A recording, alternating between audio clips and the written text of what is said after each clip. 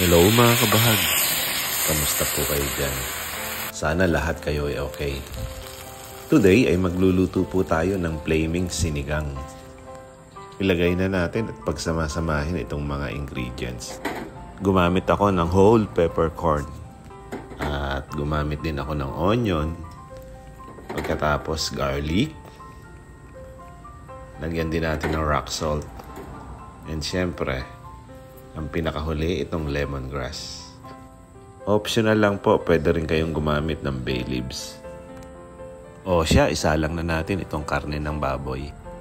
Pakuluan lamang natin ito between 10 to 15 minutes.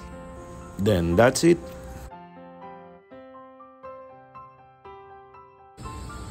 So eto, maghiwa muna tayo ng string beans. Yung saktong cut lang mga kabahaga para mas madaling kainin. At pagkatapos magsalang tayo ng water upang pakuluan. Gagawa po tayo ngayon ng sinigang sauce. Ayan, naglagay na ako ng dried kamyas. Pakukuluan po natin to. At pagkatapos naglagay din ako ng rock salt. Ito po yung mga basic ingredients upang makagawa tayo ng natural sauce ng sinigang.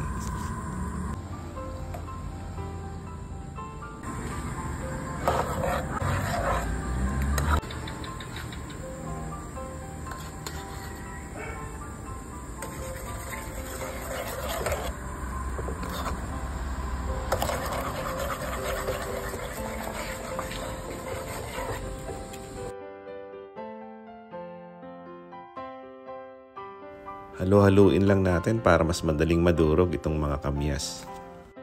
And syempre, kahit alam ko na yung lasa, kailangan pa rin nating tikman. Ang asim at ang sarap. So ito at kulong-kulo na ang ating sinigang sauce.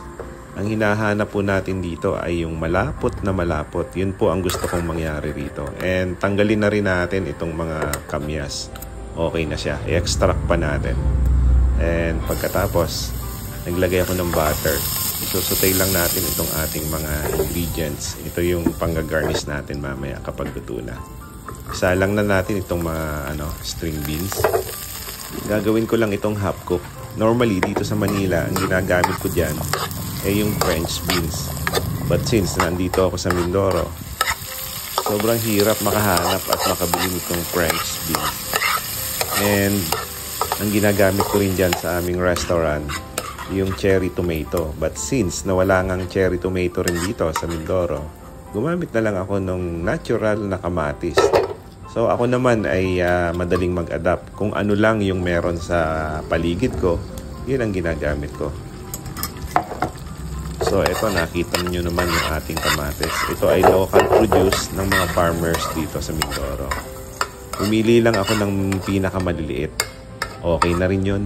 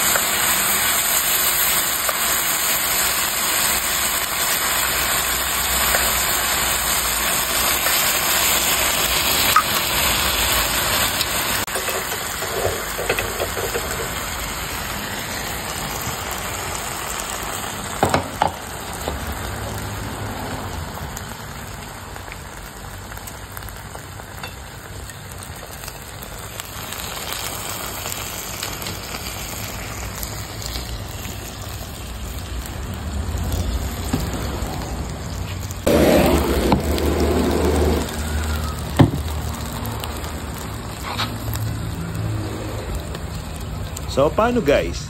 Thank you for watching. See you on my next video.